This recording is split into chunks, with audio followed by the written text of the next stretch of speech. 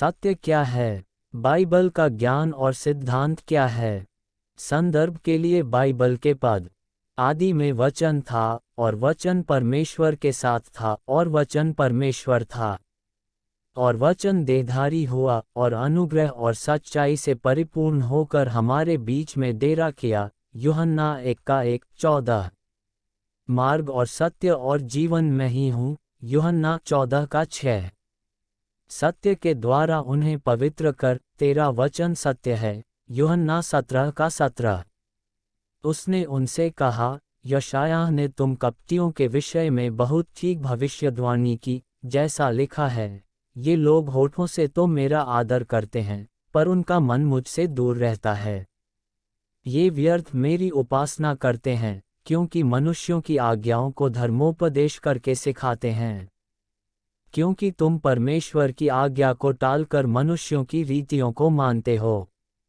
उसने उनसे कहा, तुम अपनी परंपराओं को मानने के लिए परमेश्वर की आज्ञा कैसी अच्छी तरह टाल देते हो।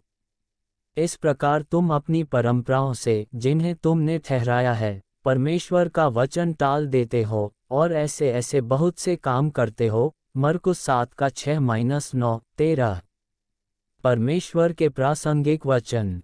परमेश्वर ही मार्ग, सत्य और जीवन है। कि मेरे वचन सत्य, मार्ग और जीवन हैं।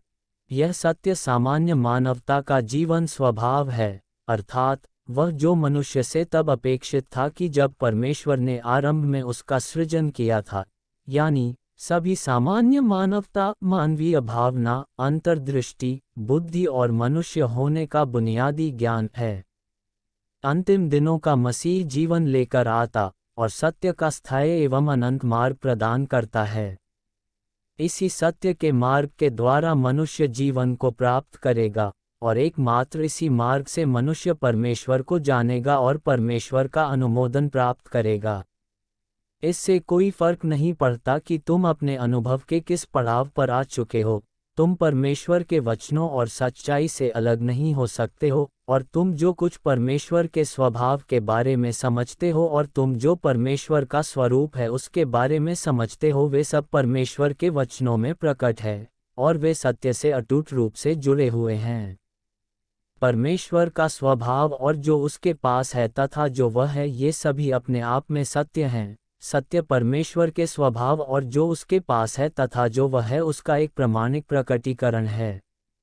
यह जो परमेश्वर के पास है तथा जो वह है उसे ठोस करता है और खुलकर उनके बारे में बताता है। यह सीधे सीधे तुम्हें बताता है कि परमेश्वर को क्या पसंद है और क्या पसंद नहीं है, वह तुमसे क्या कराना चाहता है और वह तुम्हें क्या करने की अनुमति नहीं देना चाहता है, वह किस प्रकार के लोगों से घृणा करता है और वह किस प्रकार के लोगों से प्रसन्न होता है। उन सच्चाइयों के पीछे जो परमेश्वर प्रकट करता है, लोग उसके आनंद, क्रोध, डक और प्रसन्नता, साथ ही साथ उसके सार को देख सकते हैं। यह उसके स्वभाव का प्रकाशन है। सत्य जीवन की सर्वाधिक वास्तविक सूक्ति है, और मानव जाति के बीच इस तरह की सूक्तियों में सर्वोच्च है, क्योंकि यही वह अपेक्षा है जो परमेश्वर मनुष्य से करता है, और परमेश्वर के द्वारा व्यक्तिगत रूप से किया गया कार्य है, इसलिए इसे जीवन की सूक्ति कहा जाता है। यह कोई ऐसी सूक्ति नहीं है जिसे किसी चीज़ में से संक्षिप्त किया गया है, न ही यह किसी महान व्यक्ति के द्वारा कहा गया प्रसिद्ध उद्धरण है। इसके बजाय यह स्वर्ग और पृथ्वी तथा सभी चीज़ों के स्वामी का मानव जाति के लिए कथन है, न कि मनुष्य द्वारा सारांश किए गए कुछ वचन, बल्कि परमेश्वर का अंतर्निहित जीवन है। इसलिए इसे समस्त जीवन की सूक्तियों का उच्चतम कहा जाता है। सब कुछ जो परमेश्वर करता है वह सत्य और जीवन है। मानव जाति के लिए सत्य एक ऐसी चीज़ है जिसकी कमी उनके जीवन में नहीं हो सकती है, जिसके बिना वे कभी कुछ नहीं कर सकते हैं। तुम यह भी कह सकते हो कि यह सबसे बड़ी चीज़ है। यद्यपि तुम उसे नहीं देख सकते हो या उसे नहीं छू सकते हो, फिर भी तुम्हारे लिए उसके महत्व की उपेक्षा नहीं की जा सकती है। यही वह एकमात्र चीज़ है जो तुम्हारे हृदय में शांति ला सकती है। कुछ लोग कार्य करते हैं और धर्मोपदेश का प्रचार करते हैं तथा यद्यपि सही तौर पर ऐसा लगता है जैसे वे परमेश्वर के वचन के बारे में सहभागिता कर रहे हैं, तथापि वे जो कह रहे हैं वह सब परमेश्वर के वचन का शाब्दिक अर्थ है, जिसमें वचन का सार पूरी तरह से अव्यक्त छूट जाता है।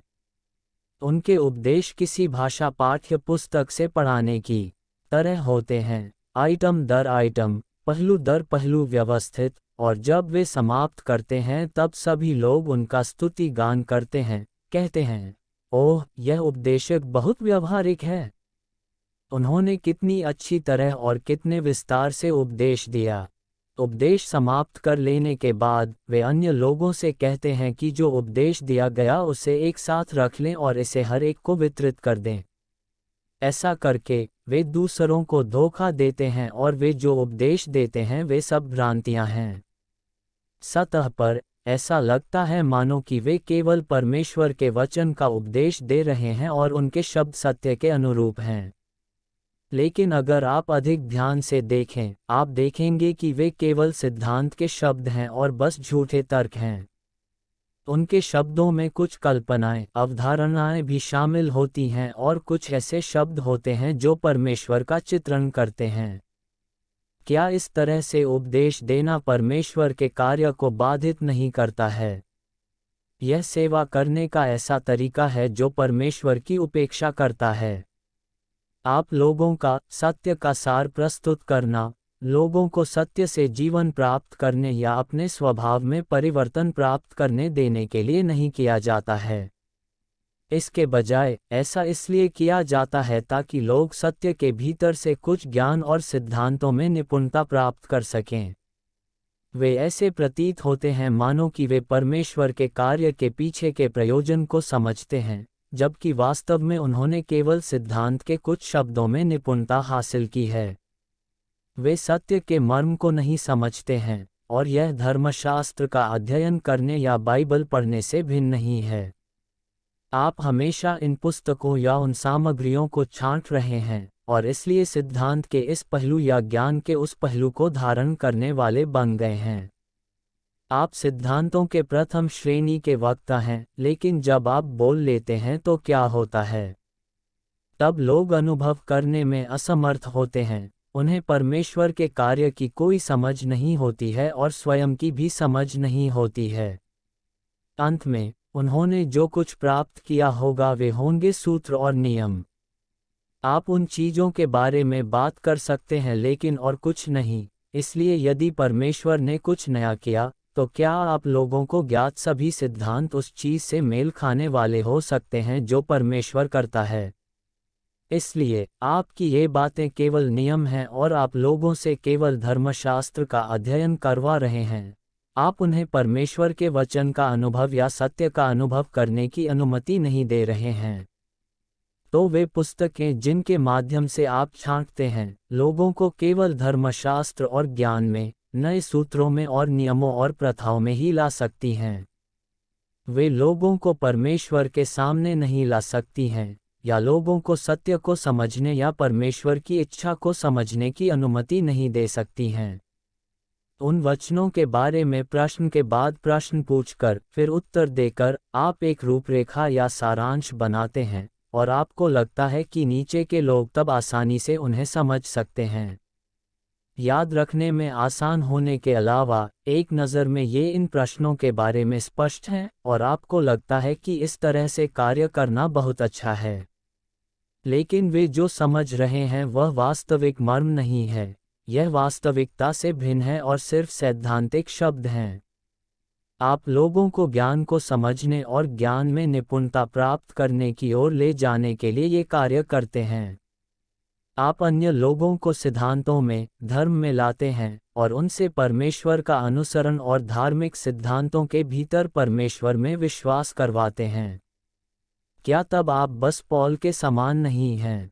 आपको लगता है कि सत्य के ज्ञान में निपुणता प्राप्त करना विशेष रूप से महत्वपूर्ण है, और ऐसा ही परमेश्वर के वचनों के कई अंशों को कंठस्थ करना है।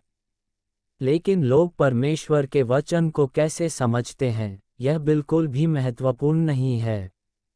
आपको लगता है कि लोगों के लिए परमेश्वर के कई वचनों को याद रख पाना, बहुत सारे सिद्धांतों को बोल पाना और परमेश्वर के कई वचनों के भीतर कई सूत्रों की खोज करना अत्यंत महत्वपूर्ण है। इसलिए, आप हमेशा इन चीज़ों को व्यवस्थित करना चाहते हैं ताकि हर कोई एक से भजन पत्र से गा रहा हो और एक सी बात कह रहा हो, ताकि हर कोई वही सिद्धांत बोलता हो, हर किसी के पास एक सा ज्ञान हो और हर कोई एक से नियम रखता हो। यह आपका उद्देश्य है। आप ऐसा करते हैं मानो कि लोगों को बेहतर समझाते हैं, जबकि इसके विपरीत आपको कोई अंदाज़ा नहीं है कि ऐसा करके आप लोगों को उन नियमों के बीच ला रहे हैं जो परमेश्वर के वचनों के सत्य के बाहर हैं। परमेश्वर के वचन के वास्तविक अर्थ की वास्तविक समझ पाना कोई आसान बात नहीं है। यह मत सोचो कि तुम परमेश्वर के वचनों के शाब्दिक अर्थ की व्याख्या सकते हो, और हर कोई कह देगा कि तुम्हारी व्याख्या अच्छी है और तुम्हारी प्रशंसा करेगा, तो इसका मतलब है कि तुम परमेश्वर के वचन समझते हो। यह परमेश्वर के वचन को समझने के समान नहीं है। यदि तुमने परमेश्वर के वचन के भीतर से कुछ प्रकाश प्राप्त किया है और तुमने परमेश्वर के वचन का वास्तविक अर्थ जान लिया है, यदि तुम बता पाते हो कि परमेश्वर के वचन का क्या महत्व है और इसका अंतिम प्रभाव क्या होता है, केवल जब यह सब स्पष्ट हो जाता है, तभी तुम परमेश्वर के वचनों की कुछ समझ प्राप्त कर पाते हो। तो, परमेश्वर के वचन समझना इतना आसान नहीं है। केवल इसलिए कि तुम परमेश्वर के वचन का एक सुंदर विवरण दे सकते हो, इसका मतलब यह नहीं है कि तुम इसे समझते हो। तुम परमेश्वर के वचन की व्याख्या जैसे भी करो, यह तब भी मनुष्य की कल्पना और सोच का तरीका है और बेकार है। यदि तुम वचन की शब्दशः व्याख्या करते हो या अपनी सोच की कल्पना के माध्यम से व्याख्या करते हो, तो तुम्हारी समझ सही नहीं है, भले ही तुम अत्यंत वाक्पटुता के साथ क्यों न व्याख्या करो।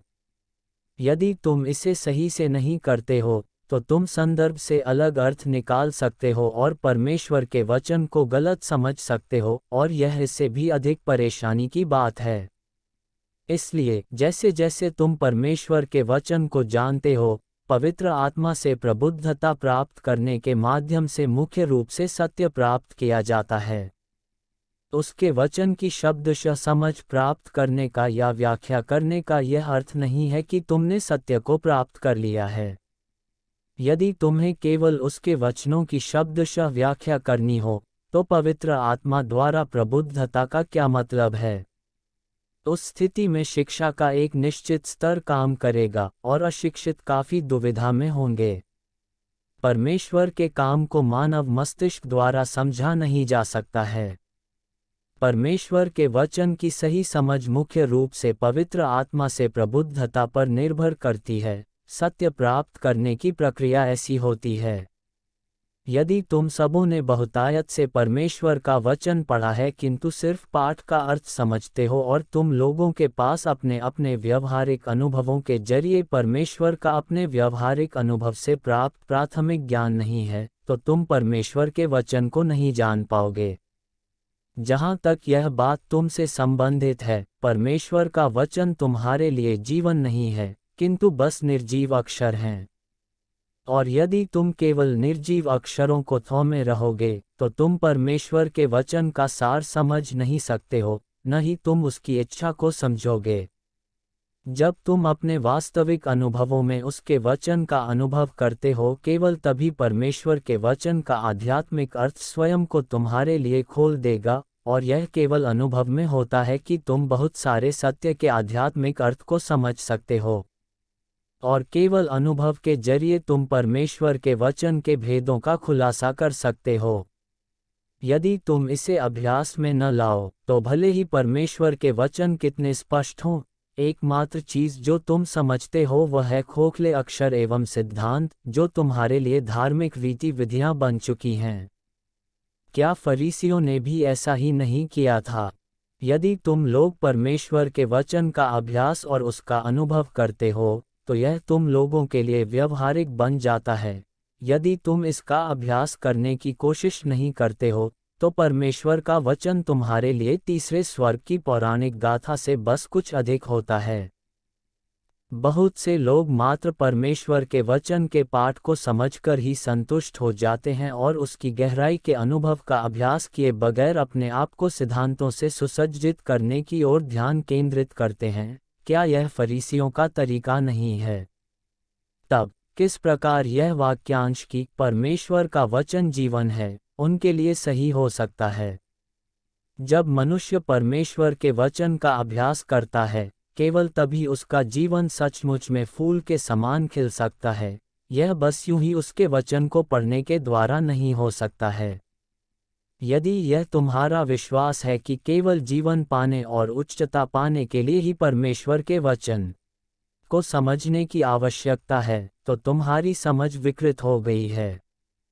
जब तुम सत्य का अभ्यास करते हो तभी परमेश्वर का वचन सही ढंग से समझ आता है, और तुझे यह समझना होगा कि केवल सत्य का अभ्यास करने के द्वारा ही इसे समझा जा सकता है।